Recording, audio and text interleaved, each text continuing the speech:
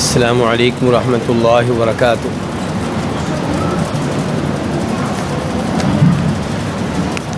الحمد للہ رب العالمین والصلاة والسلام علی نبینا محمد وعلی آلہ وصحبہ اجمعین، اما بعد۔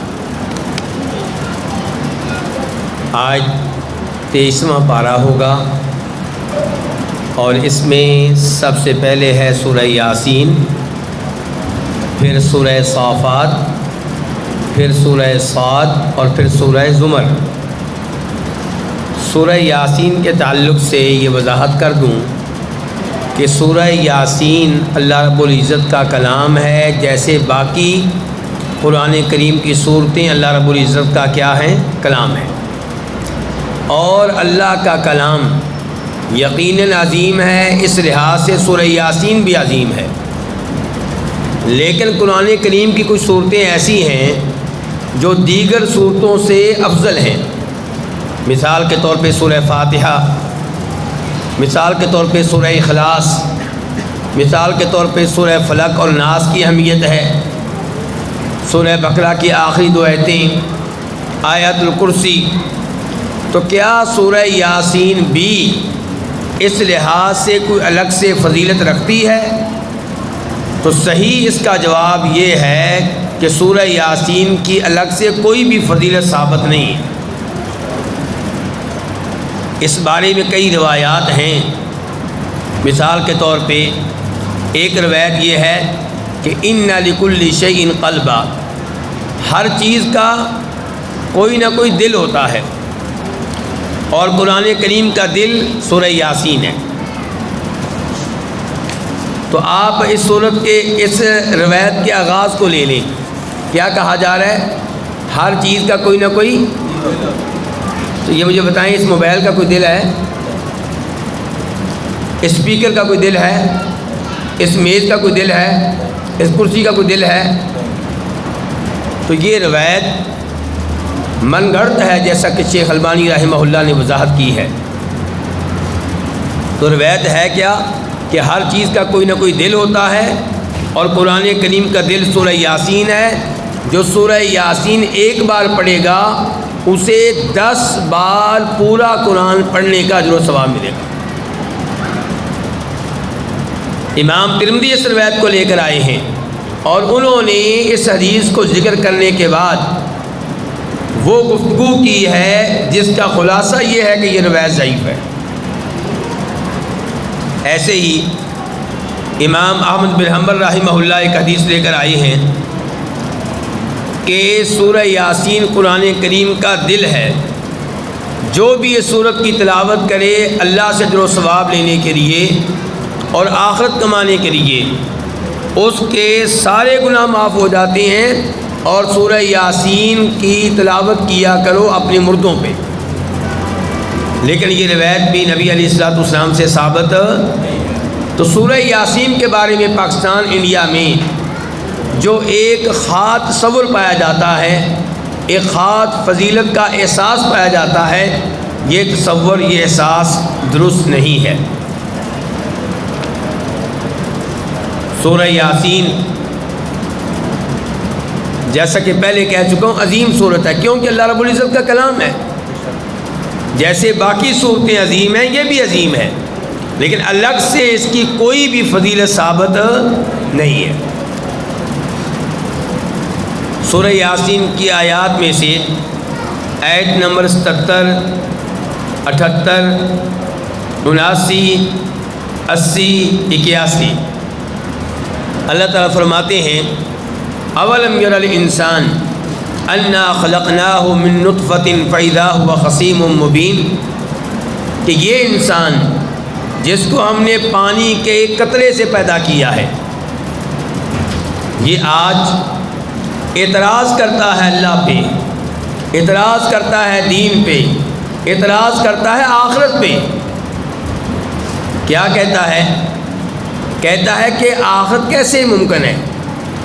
ہم مر جائیں گے، دفن کیے جائیں گے، زمین ہمارے گوشت کو کھا لے گی، ہمارے جسم کے اعضاء ریزہ ریزہ ہو جائیں گے، پھر ان ہڈیوں میں، بسیدہ ہڈیوں میں زندگی کون ڈالے گا؟ وَضَرَبَ لَنَا مَثَلًا وَنَسِيَ خَلْقًا قَالَ مَن يُحْيِي الْعِظَامَ وَهِيَ رَمِيمٌ۔ اللہ نے کہا قُلْ يُحْيِيهَا الَّذِي أَنشَأَهَا أَوَّلَ مَرَّةٍ وَهُوَ بِكُلِّ خَلْقٍ عَلِيمٌ، جس نے ان ہڈیوں کو اس وقت زندگی دی تھی جب ان کا وجود ہی نہیں تھا، وہی اللہ دوبارہ ان میں زندگی ڈالے گا۔ ہاں جی، ہڈیاں پہلی بار کس چیز سے پیدا ہوئی تھی ہماری ہڈیاں؟ یعنی کہ آپ آخرت پہ انکار کرتے ہیں اور بھول جاتے ہیں کہ پانی کا قطرہ تھا، اس سے اللہ نے یہ لمبی سی ٹانگ بنا ڈالی، لمبے سے بازو بنا ڈالے پانی کے قطرے سے۔ ہڈیاں، گوشت، آنکھیں، ناک، زبان، دانت، سر، معدہ، جگر، دل، یہ ساری چیزیں اللہ نے پانی کے قطرے میں پیدا کی۔ اس وقت تمہیں تعجب نہیں ہوا، اور آج تعجب ہوتا ہے اس بات پہ کہ جب ہم مٹی ہو جائیں گے، ریزہ ریزہ ہو جائیں گے، ہمیں کیسے اٹھایا جائے گا؟ تو اللہ نے کہا جس نے پہلی بار پیدا کیا تھا وہی دوبارہ پیدا کرے گا۔ الذی جعل لکم من الشجر الاخضر نارا، وہ اللہ پیدا کرے گا جو سرسبز و شاداب درخت میں جو پانی سے بھرا ہوتا ہے اس سے آگ کا مادہ پیدا کرتا ہے۔ آگ کا مادہ ایک درخت سے بھی لیا جاتا ہے، تو فرمایا جو اللہ پانی سے آگ کا مادہ پیدا کرتا ہے وہ اللہ تمہیں پیدا کرے گا۔ تیسرے نمبر پہ ایک یہ دو دلیلیں ہو چکی ہیں۔ پہلی یہ کہ جس نے پہلی بار پیدا کیا تھا وہی دوبارہ پیدا کرے گا۔ دوسری یہ کہ جس اللہ کی یہ قدرت ہے کہ سرسبز و شاداب درخت، پانی سے بھرے ہوئے درخت سے آگ کا مادہ پیدا کرتا ہے، وہ تمہیں دوبارہ پیدا کرے گا۔ اور تیسرے نمبر پہ یہ اولیس الذی خلق السماوات والارض بقادر علی ان یخلق مثلہم بلا وہو الخلاق العلیم۔ یہ انسان 5 فٹ کا، 6 فٹ کا، یہ کہتا ہے اللہ مجھے دوبارہ کیسے پیدا کرے گا؟ تجھے وہ اللہ پیدا کرے گا جس نے یہ آسمان پیدا کی ہوئے ہیں، جس نے یہ زمین پیدا کی ہوئی ہے۔ لخلق السماوات والارض اکبر من خلق الناس ولکن اکثر الناس لا یعلمون۔ اللہ نے ایک اور مقام پہ کہا کہ انسانوں سے بڑھ کر اللہ کی تخلیق کا شاہکار آسمان اور زمین ہے۔ وسیع و عریض آسمان، وسیع و عریض زمین، جس نے ان کو پیدا کیا ہے، اے انسان وہ تجھے پیدا کرے گا۔ پھر اللہ نے کہا میرے لیے کیا مشکل ہے، میں نے تو کن کہنا ہے۔ کیا کہنا ہے؟ کن، اور سب کچھ ہو جاتا ہے۔ اس کے بعد سورہ صافات آیت نمبر 62، 63، 64، 65، 66، 67، 68۔ اللہ تعالیٰ نے ان آیات سے پہلے تذکرہ کیا ہے جنت کا اور اہل جنت کا۔ اہل جنت کو کیا کیا نعمتیں ملیں گی، کیا کیا پھل ملیں گے۔ اس کے بعد اللہ کہتے ہیں اذالک خیر نزلا ام شجرۃ الزقوم، کیا جنت میں جو نعمتیں جنتیوں کو ملنی ہیں وہ بہتر ہے یا جہنم میں جہنمیوں کو جو درخت ملے گا وہ بہتر ہے کھانے کے لیے؟ اس درخت کا نام کیا ہے جو جہنم میں ملے گا؟ اس درخت کا نام کون بتائے گا؟ ہاتھ کھڑا کریں جی۔ نئے کون ہیں؟ نئے لوگ، سب پرانے ہی ہیں، چلیے یہ تھوڑے سے نئے ہیں جی۔ نہیں، زقوم تو عربی میں ہے نا، اردو میں کیا کہتے ہیں اس کو؟ اب تو آپ لوگوں نے انعام ضائع کر دیا۔ تو تھوہر ہے، اور تھوہر جو ہے یہ دنیا میں بھی موجود ہے، بڑا خطرناک ہے۔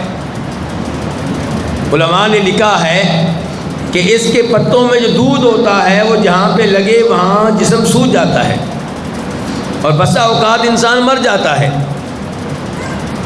تو جب اس درخت کا دنیا میں یہ حال ہے تو جو آخرت میں درخت ہے وہ کتنا خطرناک ہوگا۔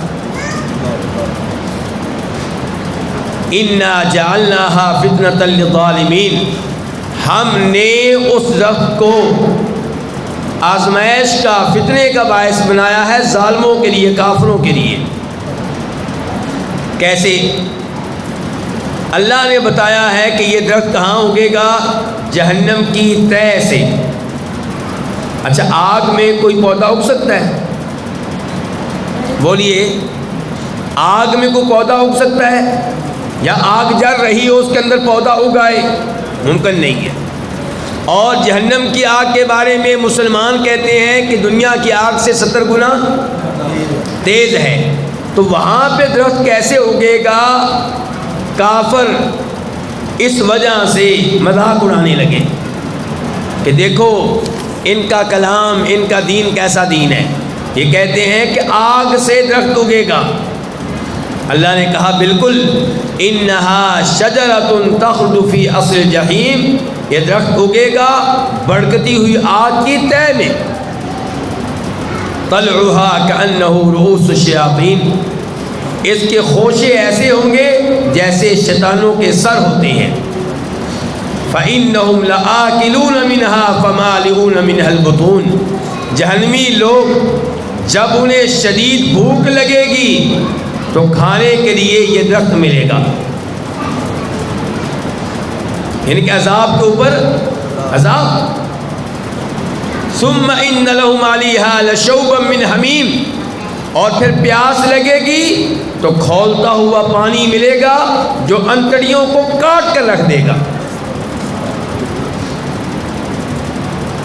ثم ان مرجعهم الی الجحیم، یہ کھانا کھلانے کے بعد، یہ پانی پلانے کے بعد دوبارہ بھڑکتی ہوئی آگ میں ڈال دیا جائے گا۔ اللہ رب العزت سے دعا کرتے ہیں کہ اللہ تعالیٰ مجھے اور آپ سب کو ان میں سے بنا دے جو جہنم کی آگ سے رمضان کی کسی نہ کسی رات میں آزاد کر دیے جاتے ہیں۔ ابن ماجہ کی صحیح حدیث ہے کہ اللہ تعالیٰ رمضان کی ہر رات کئی لوگوں کو جہنم کی آگ سے آزاد کر دیتا ہے۔ یا اللہ ہمیں ان میں سے بنا دے۔ تو میرے بھائیوں، اپنی اولاد کی فکر کریں، جیسے آپ فکر کرتے ہیں اپنی اولاد کی سردیوں میں، گرمیوں میں۔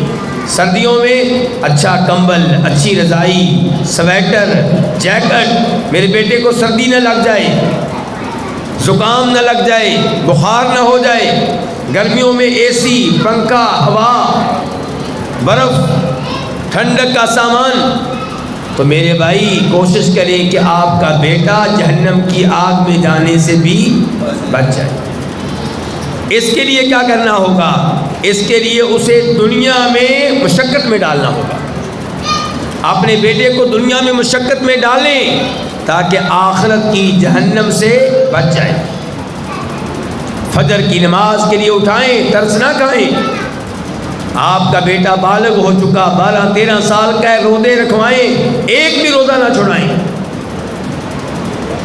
آپ کی بیٹی 12-13 سال کی بالغ ہو چکی، پردہ کرے، اس کو بتا دیں کہ مجھے اجازت نہیں ہے کسی بھی کزن سے گفتگو کرنے کی، یاری لگانے کی، دوستی لگانے کی۔ یہاں پہ سختیاں کریں تاکہ آپ کا بیٹا آخرت کے عذاب سے اور آخرت کی سختیوں سے بچ جائے۔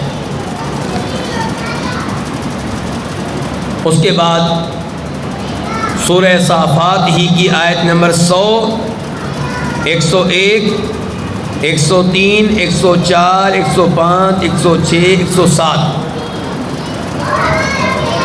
اور تذکرہ ہو رہا ہے جناب ابراہیم علیہ السلام کا۔ یہ بھائی بچوں پہ کنٹرول کریں، یہ کیا ہے؟ یہ تو ہم مردوں کو درس نہیں سننے دے رہے، عورتیں کیسے سن رہی ہوں گی؟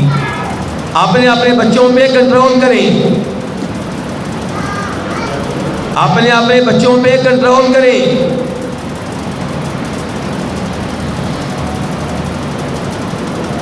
مسجد میں بچوں کو لانا چاہیے، اچھی بات ہے، لیکن ہر مرد، ہر عورت اپنے بچے کو اپنے ساتھ کھڑا کرے، اس کی تربیت کرے، شور شرابہ کرنے سے روکے۔ مسجد کھیل تماشا نہیں ہے، ذرا دھیان سے۔ تھوڑا بہت بچہ پھر بھی شرارتیں کرے گا، ہمیں پتہ ہے، لیکن تھوڑا بہت کنٹرول کریں۔ لیکن یہ تو صورتحال ایسے ہے جیسے بچے کھیل رہے ہوں۔ تو سورہ صافات آیت نمبر 100 سے لے کے 107 بلکہ 112 تک ابراہیم علیہ السلام بوڑھے ہو چکے ہیں لیکن اولاد کی نعمت سے محروم ہیں۔ اللہ پہ یقین ہے کہ جو اللہ جوانی میں اولاد دے سکتا ہے بڑھاپے میں بھی دے سکتا ہے۔ بڑھاپے میں دعائیں ہو رہی ہیں، ربی حبلی من الصالحین، یا اللہ بیٹا دے لیکن نیک بیٹا دینا۔ میرے وہ بھائی جن کے پاس اولاد کی نعمت نہیں ہوتی بسا اوقات عجیب و غریب دعائیں کر لیتے ہیں کہ یا اللہ بیٹا دے جیسا بھی ہو، چاہے نبینا ہو چاہے معذور ہو، نہیں میرے بھائی، کہنا یا اللہ بیٹا دے، تندرست دے، نیک دے۔ فبشرناہ بغلام حلیم، ہم نے ان کو خوشخبری دی کہ آپ کے ہاں بیٹا آئے گا، بڑا بردبار قسم کا ہوگا۔ فلما بلغ معه السعي قال یا بنی انی ارى فی المنام انی اذبحک فانظر ماذا ترى، بچہ دوڑنے کی عمر کو پہنچ چکا ہے۔ اچھا جی اب فوراً جواب نہیں دینا، میرے پاس انعامات ہیں، کو ضائع نہ کیا کریں ذرا۔ تو اس جو پہلا بچہ ابراہیم علیہ السلام کو اللہ نے دیا اس کا نام کیا تھا؟ بچے بتائیں گے، بچے۔ جی بیٹا آئیں بیٹا، شاباش، ادھر آئیں، ادھر آئیں، ماشاء اللہ، ادھر بیٹھ جائیں بیٹا، ادھر قریب بیٹھ جائیں، بیٹھ جائیں۔ تو پہلے بیٹے کا نام کیا ہے؟ اسماعیل علیہ السلام۔ اسماعیل علیہ السلام ان کی والدہ کو ابراہیم علیہ السلام نے اللہ کے حکم سے کہاں چھوڑ دیا ہے؟ مکہ میں۔ مکہ میں جہاں پھل نہیں، پانی نہیں، آبادی، بجلی، گیس، موبائل سسٹم نہیں۔ آج ہم آپ سے کہتے ہیں بچے کو مدرسے میں بھیجیں، آپ کہتے ہیں بیچارہ مدرسے میں نہیں رہ سکتا، میرا بیٹا ہے۔ جی سہولتیں نہیں ہیں، آپ کے مدرسے میں دال ملتی ہے، میرا بچہ بڑا لاڈلا ہے۔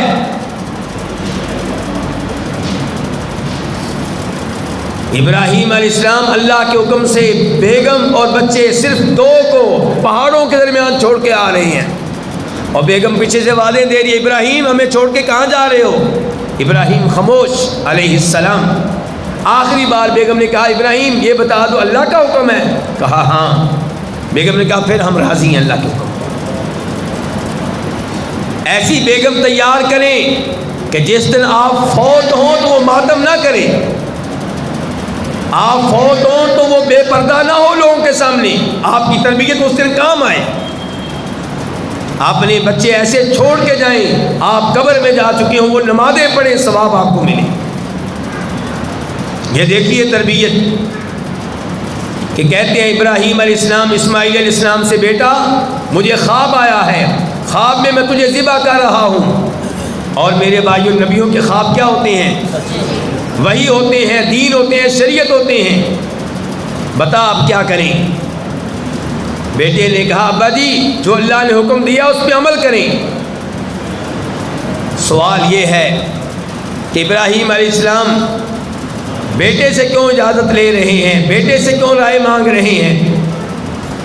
تاکہ بیٹا بھی ہاں کرے اور بیٹے کو بھی اجر و ثواب ملے۔ یہ ہے تربیت۔ بیٹے نے یہ نہیں کہا ابا جی آپ کیا کرنے لگے ہیں، مجھے ذبح کر دیں گے، ایسے دین کو میں نہیں مانتا، ایسی شریعت مجھے نہیں چاہیے۔ نہیں، کہا اگر اللہ کا حکم ہے عمل کیجیے۔ فلما اسلما وتلہ للجبین، باپ بیٹا دونوں تیار ہو گئے۔ باپ نے بیٹے کو زمین پہ لٹا لیا پہلو کے بل، اوندے منہ نہیں بلکہ جیسے بکرے کو لٹاتے ہیں، اور پھر جو ہونا تھا وہ ہوا۔ ہم نے ابراہیم کو آواز دی اے ابراہیم، آپ نے خواب کو سچا کر دکھایا ہے۔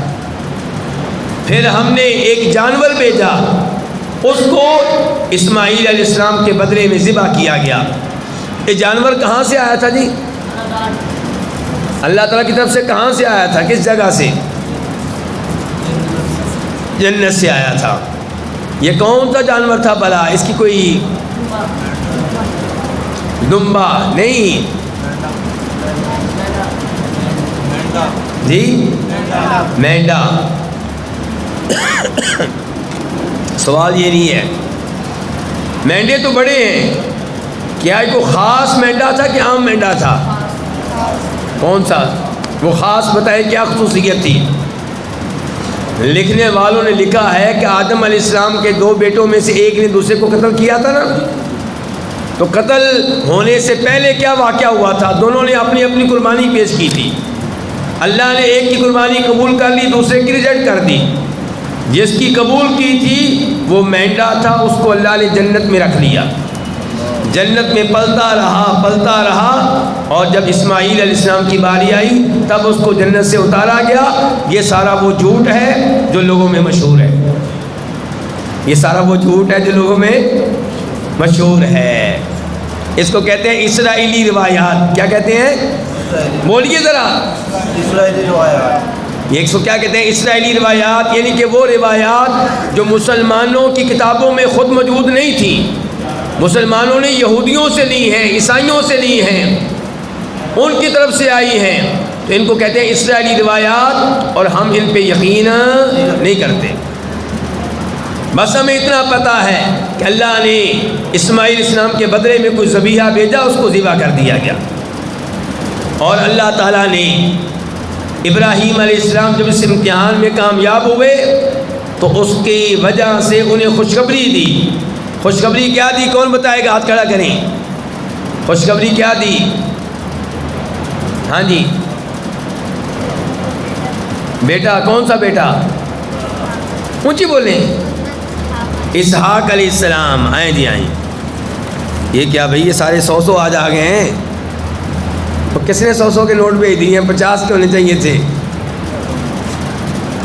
یہ لیں جی، پھر آپ کی قسمت۔ چلیں جی، تو اللہ نے خوشخبری دی کس کی؟ اسحاق کی، کہ بیٹا دیں گے جس کا نام اسحاق ہوگا، نبی ہوگا۔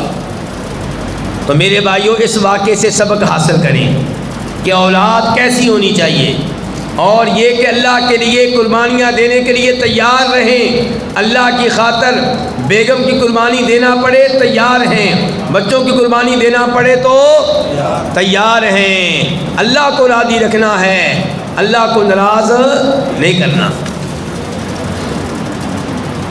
اس کے بعد سورہ صافات کی آیات 143، 144، 145، 146۔ فلولا انہ کان من المسبحین۔ میں ترجمہ کروں گا اور میں آپ سے پوچھوں گا کہ کس نبی کا تذکرہ ہو رہا ہے، یہ آپ نے بتانا ہے، ہاتھ کھڑا کرنا ہے، لیکن بولنا نہیں ہے۔ فلولا انہ کان من المسبحین۔ اگر یہ بات نہ ہوتی کہ وہ اللہ کی تسبیح بیان کرتے رہے، اگر یہ بات نہ ہوتی تو قیامت کے دن تک اس کے پیٹ میں ہی رہتے۔ یہ نئے بھائی ہیں جی، کیا کہوں جی؟ بولنا۔ یونس علیہ السلام۔ آئے جی آئے، ماشاءاللہ ماشاءاللہ، جلدی کریں، جلدی جلدی، ماشاءاللہ۔ تو یہ یونس علیہ السلام کا تذکرہ ہو رہا ہے۔ تو مچھلی کے پیٹ سے کیسے باہر نکلے؟ اللہ نے نکالا۔ سبب کیا چیز بنی؟ تسبیح۔ سبب کیا بنی؟ بولیے، سبب کیا بنی؟ اللہ تعالیٰ کہہ رہے ہیں اگر تسبیح نہ بیان کرتے تو قیامت تک مچھلی کے پیٹ میں رہتے۔ وہ تسبیح کیا تھی؟ کون بتائے گا؟ وہ تسبیح کیا تھی؟ کون بتائے گا؟ جی میرے بھائی، میں نئے چہرے تلاش کر رہا ہوں اصل میں جی۔ آئے آئے، ماشاءاللہ۔ لا الہ الا انت سبحانک انی کنت من الظالمین۔ پیغام کیا دینا چاہتا ہوں آپ کو کہ جب آپ مصائب میں مبتلا ہوں، پریشانیوں ٹینشنوں میں مبتلا ہوں، تو وہی وظیفہ پڑھیں یونس علیہ السلام نے پڑھا تھا۔ ترمذی کی حدیث ہے، فرماتے ہیں میرے اور آپ کے نبی صلی اللہ علیہ وسلم، جو آدمی وہ دعا کرے جو دعا یونس نبی نے کی تھی، اللہ تعالیٰ اس کی دعا کو قبول کرے گا، لیکن دعا ویسے کریں جیسے یونس علیہ السلام نے کی تھی۔ دل کا مکمل تعلق ہو کس کے ساتھ؟ پتہ ہو میں کیا کہہ رہا ہوں، لا الہ الا انت کہہ رہا ہوں، توحید بیان کر رہا ہوں، یہ نہیں کہ لا الہ الا انت بھی کہیں، قبر والوں کو سجدے بھی کریں، قبر والوں سے دعائیں بھی کریں، قبر والوں کو مشکل کشا، حاجت روا، غوث اعظم رب بھی قرار دیں، اور پھر کہیں میری دعائیں قبول نہیں ہوتی۔ سبحانکا، ساتھ یہ اعلان کریں کہ یا اللہ تو ہر عیب سے پاک ہے، تو اس عیب سے بھی پاک ہے کہ میری مدد نہ کر سکے، مجھے مچھلی کے پیٹ سے نہ نکال سکے، تیرے لیے مچھلی کے پیٹ سے نکالنا کوئی مشکل ہی نہیں۔ اور آخر میں یہ کہ انی کنت من الظالمین، یا اللہ میں اقرار کرتا ہوں، اعتراف کرتا ہوں، غلطی میری ہے۔ تو جب اس انداز سے اللہ سے دعائیں کی جائیں، اللہ دعائیں قبول کرتا ہے، سنتا ہے۔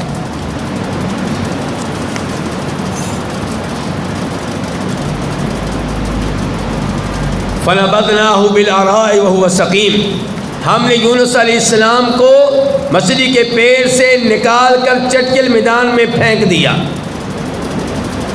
اور وہ کمزور، بیمار اور مچھلی کے پیٹ میں رہے ہیں، کیا جسم کا حال ہوگا۔ لیکن اللہ کی قدرت دیکھیے، مچھلی نے ساحل سمندر پہ لا کر باہر پھینک دیا، اور اللہ نے پھر کیا کیا؟ اللہ اپنے بندوں کی مدد کیسے کرتا ہے؟ اللہ سے جڑ جائیں مسلمان آج بھی، امریکہ کچھ نہیں ہے، روس کچھ نہیں ہے، بس رب کو ہم نے ناراض کیا ہوا ہے۔ اللہ نے کیا کیا؟ وَأَنبَتْنَا عَلَيْهِ شَجَرَةً مِّن يَقْطِينٍ، یونس علیہ السلام تو فوری طور پہ حرکت کرنے کے قابل نہیں تھے، اللہ نے ان کے اوپر ایک پودا اگا دیا۔ وہ پودا کیا ہوگا؟ علماء نے لکھا ہے ممکن ہے تربوز ہو، ممکن ہے خربوزے کا ہو، ممکن ہے کدو کا ہو، کوئی ککڑی ہو، کوئی پودا تھا، سایہ بھی مل رہا ہوگا، پھل بھی مل رہا ہوگا۔ تو اس طرح اللہ اپنے بندوں کی حفاظت کرتا ہے، مدد کرتا ہے۔ سورہ صاد آیت نمبر 21، 22، 23، 24، آپ دیکھتے ہیں کون بتائے گا یہ نبی کون ہے؟ ایک اور نبی کا تذکرہ ہو رہا ہے۔ وَهَلْ أَتَاكَ نَبَأُ الْخَصْمِ، کیا آپ کے پاس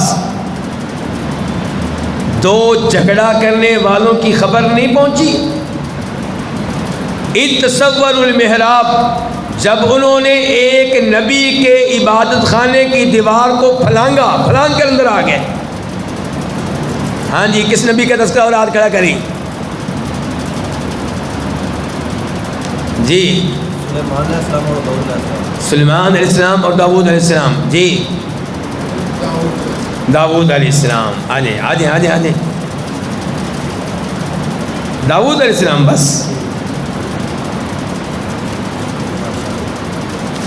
یہ داؤد علیہ السلام ہیں۔ اور کیا تذکرہ ہو رہا ہے سنیے ذرا۔ اذ دخلوا علی داؤد، ان لوگوں نے دیوار پھلانگی اور داؤد علیہ السلام کے پاس پہنچ گئے۔ ففزع منہم، داؤد علیہ السلام ان کو دیکھ کے گھبرا گئے، پریشان ہو گئے۔ کیوں پریشان ہو گئے؟ کیونکہ اپنے زمانے میں سب سے افضل ہونے کے باوجود بشر تھے، انسان تھے، عالم الغیب، ڈر گئے، دیوار پھلانگ کر آئے کہیں دشمن نہ ہو۔ تو قرآن کے الفاظ ہیں قالو، انہوں نے کہا لا تخف، کہ آپ ڈریے نہیں ہم سے، خصمان بغا بعضنا علی بعض، آپ ہمارا مسئلہ حل کیجئے۔ مسئلہ کیا ہے؟ دو ایک دوسرے کے مخالف، ان میں سے ایک نے دوسرے پہ ظلم کیا ہے، فاحکم بیننا بالحق، آپ نے ہمارے درمیان فیصلہ کرنا ہے انصاف کے ساتھ، ولا تشدد، بے انصافی نہیں کرنی، وہدینا الی سواء الصراط، سیدھے راستے پہ ہمیں لگا دیں۔ کیا کیس ہے جی؟ ان ھذا اخی، یہ میرا بھائی ہے، ایک گفتگو کر رہا ہے، دوسرا ساتھ ہے، کہتے ہیں یہ میرا بھائی ہے، لہو 99 ناجہ، اس کی 99 دمبیاں ہیں، ولی ناجۃ واحدہ، میری ایک ہی دمبی ہے، فقال اکفلنیھا وعزنی فی الخطاب، کہتا ہے یہ ایک دمبی بھی میرے والے کر دو، میری تو 100 پوری ہونا. اور گفتگو کرنے میں اس کا مقابلہ نہیں کر سکتا، میرے اوپر غالب آ جاتا ہے. تو فیصلے کے لیے آپ کے پاس آئے ہیں. کہا لَقَدْ ظَلَمَكَ بِسُؤَالِ نَاجَتِكَ إِلَىٰ نِعَاجِ، تیری دمبی کا مطالبہ کر کے تیرے اوپر اس نے ظلم کیا ہے. وَإِنَّ كَثِيرًا مِّنَ الْخُلَطَاءِ لَيَبْغِي بَعْضُهُمْ عَلَىٰ بَعْضٍ، اور عام طور پہ پارٹنر بن کر کاروبار کرنے والے، شراکت دار بن کر کاروبار کرنے والے ایک دوسرے کے اوپر ظلم و زیادتی کرتے ہیں. یہ کون کہہ رہے ہیں؟ داؤد علیہ السلام. إِلَّا الَّذِينَ آمَنُوا وَعَمِلُوا الصَّالِحَاتِ، مل کر کاروبار کرنا پھر بھی ظلم و زیادتی نہ کریں، ایسے لوگ بہت کم ہوتے ہیں. وَقَلِيلٌ مَّا هُمْ، اور وہ جو کم ہوتے ہیں وہ بھی ایمان والوں میں سے ہوتے ہیں، نیک اعمال بجا لانے والوں میں سے ہوتے ہیں. اور جو ایمان سے محروم ہوں، نیک اعمال بھی بجا نہ لاتے ہوں، وہ آپ کے ساتھ کاروبار کریں اور گڑبڑ نہ کریں، ایسا بہت کم ہے. وَظَنَّ دَاوُودُ أَنَّمَا فَتَنَّاهُ، داؤد علیہ السلام کو یقین ہو گیا کہ یہ تو ہم ان کا امتحان لے رہے تھے. فَاسْتَغْفَرَ رَبَّهُ، فوراً اپنے رب سے استغفار کیا. وَخَرَّ رَاكِعًا، رکوع میں گر پڑے. وَأَنَابَ، اور اللہ کی طرف رجوع کیا. فَغَفَرْنَا لَهُ ذَلِكَ، تب ہم نے ان کو معاف کر دیا. میرا سوال یہ ہے، داؤد علیہ السلام نے کون سی غلطی کی معافی مانگی ہے؟ جی بتائیں، کون سی غلطی ہے جس کی داؤد علیہ السلام نے معافی مانگی ہے؟ جی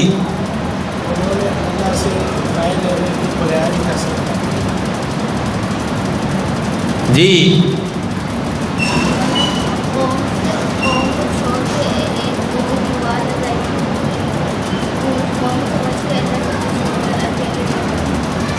جی ہاں، بچے کا جواب ٹھیک ہے.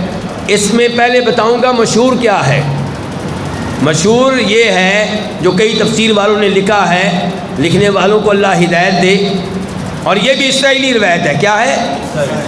اسرائیلی روایت کس کو کہتے ہیں بزرگوں؟ جو یہودیوں اور عیسائیوں کی طرف سے آئی ہے، اللہ آپ کو جزائے خیر دے. تو یہ بھی اسرائیلی روایت ہے. کیا ہے؟ نعوذ باللہ، استغفر اللہ، نعوذ باللہ، کہ داؤد علیہ السلام نے ایک عورت کو دیکھا غسل کر رہی تھی، بڑی خوبصورت تھی، اس کے عشق میں مبتلا ہو گئے. اب وہ تھی شادی شدہ، اب کیسے اس کو حاصل کریں؟ اس کے خامن کو مروانے کے لیے جہاد میں ایک ایسے ایریے میں بھیج دیا جہاں موت یقینی تھی. وہ مر گیا. مرنے کے بعد اسے کیا کر لیا؟ نکاح کر لیا. کس نے؟ داؤد علیہ السلام نے. حالانکہ اپنی بہت زیادہ بیویاں تھیں، 99 بیویاں تھیں. تو یہ 2 آدمی اندر آئے ہیں، اشارے کنائے میں سمجھا رہے ہیں کہ آپ کی 99 بیویاں، اس غریب کی ایک بیوی تھی، اس کے اوپر بھی قبضہ کر لیا ہے، بہت بڑا ظلم کیا آپ نے. اور یہ کیا ہے؟ اسرائیلی روایت. نبی بہت پاک باد ہوتے ہیں، پاک دامن ہوتے ہیں، نبی ایسی حرکتیں نہیں کیا کرتے. اللہ ان یہودیوں کو ہدایت دے. یہ داؤد علیہ السلام کے دشمن ہیں، یہ سلیمان علیہ السلام کے دشمن ہیں، کئی نبیوں کے قاتل ہیں. ان کی طرف سے ایسی کہانی گھڑنا کوئی بڑی بات نہیں ہے. تو پھر صحیح بات کیا تھی؟ پھر داؤد علیہ السلام نے اللہ سے معافی کیوں مانگی؟ تو صحیح بات وہ تھی جو بچہ بتا رہا ہے، لیکن آسا بعد میں آپ کو سمجھ نہیں آئی، مجھے پتہ ہے. داؤد علیہ السلام نبی بھی ہیں، سپہ سالار بھی ہیں، حکمران بھی ہیں، اللہ کے بھی حقوق ادا کرنے ہیں، بیویوں کے بھی کرنے ہیں، چیف جسٹس بھی ہیں، جج اور قاضی ہیں. تو انہوں نے کچھ اوقات خاص کر لیے اللہ کی عبادت کے لیے، کچھ بیگم بچوں کے لیے، اور کچھ اوقات فیصلے کرنے کے لیے. تو یہ 2 آدمی فیصلہ چاہتے ہیں، دروازہ بند تھا تو دیوار پھلانگ کے اندر آ گئے. تو داؤد علیہ السلام کو احساس ہوا کہ میں نے جو دروازے بند کیے ہیں، اوقات خاص کیے ہیں، شاید اس سے لوگوں کو تکلیف ہو رہی ہے، لوگ پریشان ہو رہے ہیں، اس لیے دعا پلان کے اندر آ گئے ہیں، تو اس لیے اللہ سے استغفار کیا، اللہ سے معافی مانگی۔ واضح ہو گیا علماء کرام؟ اور واضح ہے؟ چلیں، اس کے بعد سورہ زمر کی آیت اِنَّكَ مَيِّتٌ وَإِنَّهُم مَيِّتُونَ۔ اِنَّكَ معنی کیا ہوتا ہے جی؟ بے شک، یعنی کہ جو بات بتانے لگے ہیں وہ شک و شبہ سے بالا تر ہے۔ اِنَّكَ مَيِّت، اس میں کوئی شک و شبہ نہیں ہے کہ آپ فوت ہونے والے ہیں۔ آپ کے اوپر میت کا لفظ یہاں پہ کس نے بولا ہے؟ اللہ تعالیٰ نے، میں نے نہیں بولا۔ وَإِنَّهُم مَيِّتُونَ، اور بے شک یہ کافر بھی میت ہونے والے ہیں، فوت ہونے والے ہیں۔ یہ آیت خوشخبری بھی ہے، وارننگ بھی ہے۔ بولیے کیا ہے یہ آیت؟ خوشخبری اللہ کے نبی کے لیے۔ لوگ تو کہتے ہیں نا کہ فوت ہونا شاید آپ کی توہین ہے، اور میں کہہ رہا ہوں کہ یہ اللہ کے نبی کے لیے خوشخبری ہے کہ دنیا کی پریشانیوں سے، ٹینشنوں سے آپ کی جان چھوٹنے والی ہے، آپ اللہ کے مہمان بننے والے ہیں۔ اب آپ کی ملاقات ہوگی انبیاء کرام علیہم السلام سے، اب آپ کی ملاقات ہوگی شہداء سے، اب آپ کی ملاقات ہوگی اولیاء سے۔ تو یہ تھی خوشخبری۔ اور کافروں کے لیے ایت وارننگ ہے کہ تم مرنے والے ہو، میرے پاس پہنچنے والے ہو، تمہیں عذاب دیا جائے گا، تمہارے کرتوتوں کا حساب تم سے لیا جائے گا۔ تو یہ ایت خوشخبری بھی ہے اور بولیے وارننگ بھی ہے۔ تو نبی علیہ الصلوۃ والسلام فوت ہو چکے ہیں، لیکن آپ کو برزخ کی زندگی حاصل ہے۔ کون سی بولیے ذرا؟ برزخ، قبر کی زندگی، برزخ کی زندگی۔ اور برزخ کی زندگی سب کو حاصل ہے۔ کس کو حاصل ہے؟ کافروں کو، مشرکوں کو، مسلمانوں کو، انبیاء کرام علیہم السلام کو بھی، لیکن نبیوں کی زندگی سب سے اعلیٰ، سب سے عمدہ، نعمتوں والی، شاندار، اور کافروں کی برزخ کی زندگی عذاب والی۔ کون سی؟ عذاب والی۔ اچھا، کیا دلیل ہے کہ زندگی سب کو حاصل ہے؟ اور قبر میں سب سے سوال ہوتا ہے کہ نہیں ہوتا؟ تیرا رب کون ہے؟ تیرے نبی کون ہے؟ تیرا دین کیا؟ یہ سوال ہر ایک سے ہوتا ہے کہ نہیں ہوتا؟ تو زندہ ہوتے ہیں، ہوتا ہے کہ مردوں سے ہو رہا ہے؟ لیکن زندگی کون سی؟ دنیا والی نہیں، کون سی؟ ہمارا یاروں سے اختلاف یہ ہے، دوستوں سے اختلاف یہ ہے، وہ کہتے ہیں دنیا والی زندگی۔ وہ کیا کہتے ہیں؟ کون سی زندگی؟ اور وہ کہتے ہیں کہ جو زندگی حاصل ہے اس زندگی میں آپ سنتے ہیں، آپ دیکھتے ہیں، آپ کو پتہ ہے دنیا میں کیا ہو رہا ہے۔ ہم کہتے ہیں کہ یہ قرآن کا عقیدہ نہیں ہے۔ قرآن کا عقیدہ یہ ہے کہ وَمَا أَنْتَ بِمُسْمِعٍ مَّن فِي الْقُبُورِ، کہ جو قبروں میں چلے گئے انہیں آپ اپنی آواز نہیں سنا سکتے۔ ہمارا سلام فرشتوں کے ذریعے آپ تک پہنچتا ہے۔ اللہ رب العزت سے دعا ہے کہ اللہ تعالیٰ ہمیں قرآن و حدیث کے مطابق اپنے عقائد بنانے کی توفیق عنایت فرمائے، اور غلط عقائد سے اللہ تعالیٰ ہمیں محفوظ رکھے۔ اللہ تعالیٰ ہمارے دلوں میں انبیاء کرام، خصوصاً آخری نبی جناب محمد الرسول اللہ صلی اللہ علیہ وسلم کی محبت داخل کرے، کہ جن سے محبت واجب ہے، فرض ہے۔ اللہ کی ذات کے بعد سب سے زیادہ محبت جس سے ہونی چاہیے وہ کون ہے؟ جناب محمد الرسول اللہ صلی اللہ علیہ وسلم۔ روز قیامت اللہ تعالیٰ ہمیں ان کا ساتھ دے، ان کے حوض سے پانی پینے کا اعزاز ہمارے نصیبوں میں کرے، ان کے جھنڈے کے نیچے کھڑے ہونے کا اعزاز ہمارے نصیبوں میں کرے۔ اور جو بھائی بیمار ہیں اللہ ان کو شفا دے، عافیت دے۔ شداد بھائی کے بھائی کو اللہ شفا دے، عمر بھائی کے والد صاحب کو اللہ تعالیٰ عافیت دے، اور اللہ تعالیٰ اس مسجد کو آباد رکھے، شاد رکھے۔ اعتکاف کرنے والوں کا اعتکاف اللہ قبول فرمائے۔ وآخر دعوانا ان الحمد للہ رب العالمین۔